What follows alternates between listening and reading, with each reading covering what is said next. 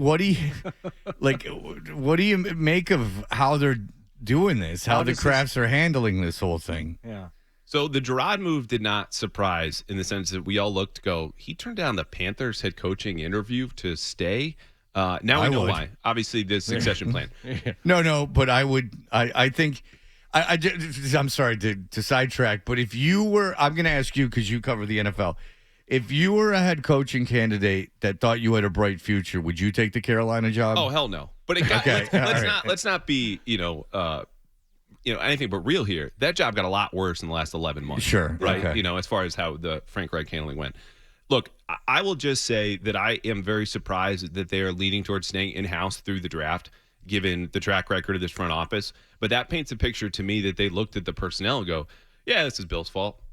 And I would say, you're probably right, but I think all the information he was gathering or been given are from the people who are still there. So as far as the GM search, I don't think it's a wise move to go through the draft. There is precedent. The Bills did this. Sean McDermott got in. Doug Whaley stayed as the GM. Then they hired Brandon Beane after the draft in 2017. They draft Josh Allen a year later, and all things obviously worked out for them. But I would think that you want day one. If you knew Gerard for a whole year is going to be your head coach, start working on that GM search. And I know they've done research on external candidates for GM, asking folks, hey, what was it like to work with so-and-so? So they had those answers. And apparently to them, those answers weren't good enough to say, we're going to open up a search right away. They instead go, tiebreaker goes to the guys we already have. All right. You mentioned, you mentioned going into the draft without the GM. I'm sorry, ladies and gentlemen, but the Jets did it. I apologize. The Jets had Idzik do a draft, and then they fired Idzik after the draft, and they brought in Douglas, I think, after the draft is how that succession plan went. And rightly so, everyone crushed the team. It's still talked about to this day. Why? And does this further limit the GM candidates that would want to come to New England? 100%.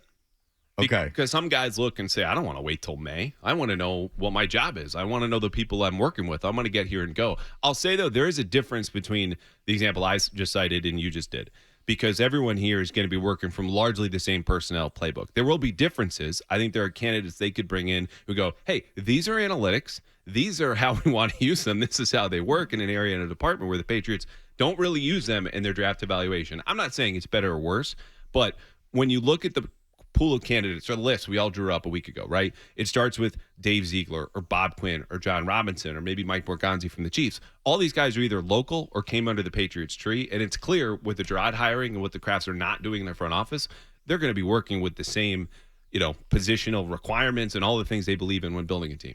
Do you like that?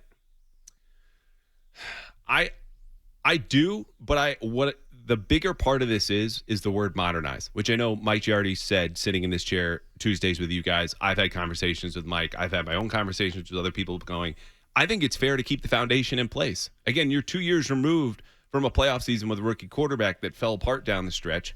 You've had a lot of bad signings, a lot of bad drafts. But when you incorporate stuff like I just mentioned, some more tracking data or different models or analytics that can help you out that have vaulted the Eagles ahead or other franchises like that, the Browns, then I think you can kind of catch up. But as far as what they believe in, smart, tough, good under pressure, I mean, that's Belichick stuff. That's stuff that works, that can still work if you just update your processes to catch up and find out better ways to find those guys.